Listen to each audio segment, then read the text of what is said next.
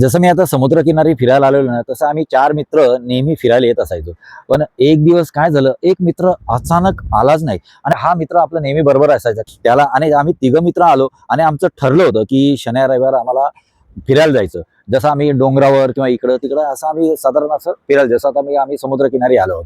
त्याचा फोन लागत नव्हता, त्याच्या घरी मेसेज टाकला, तो तिथं घरी देखील तिथं नव्हता. काय काय काहीच कळलं नाही आणि आम्ही त्याच्याविषयी एवढं हे करत होतो, की तो कुठं गेला, काय गेला, काही आम्हाला सांगितलं नाही, काही नाही आणि सगळं ठरलेलं असताना सुद्धा तो आला नाही. तो दे, तो असा दे, तो येत नाही, काय नाही. नेहमी बघावं तेव्हा तो त्याचाच हे करत असतो, काय करत असतो. असं सगळं आम्ही प्रत्येकाने तर्क-वितर्क केले.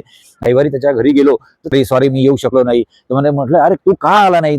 मग त्याने सांगितलं, "अरे माझी आई अचानक आजारी पडली आणि मला तिला हॉस्पिटलला अचानक न्यायला लागलं. फोनची जी बॅटरी आहे ती सुद्धा पूर्ण लो झाली होती आणि मला आईशिवाय मला दुसरं काही सुचत नव्हतं. शेवटी मी त्या आईला ॲडमिट केलं, मी येऊ शकलो नाही."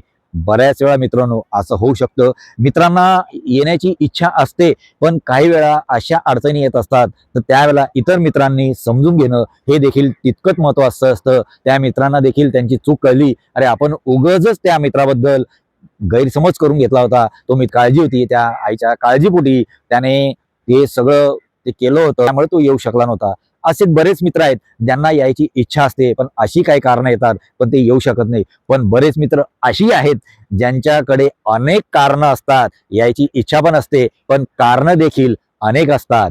तर मित्रांनो, ज्यावेळेला तुम्हाला मित्र बोलवत असतील, तर त्यावेळेला ज्यावेळेला तुम्हाला जर खरोखर वेळ असेल, त्यावेळेला तुम्ही मित्रांसोबत एन्जॉय करा आणि शेवटी मित्र हीच मैत्रीला दुसरा पर्याय नाही.